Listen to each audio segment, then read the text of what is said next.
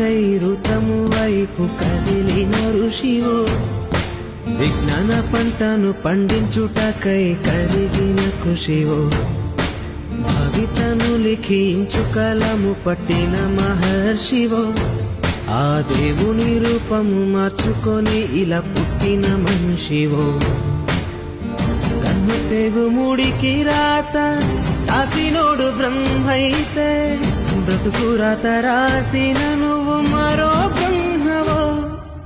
గురు బ్రహ్మ గురు విష్ణు గురుదేవో మహేశ్వర, గురు సాక్షాత్ పరబ్రహ్మ తస్మై శ్రీ గురవే నమః.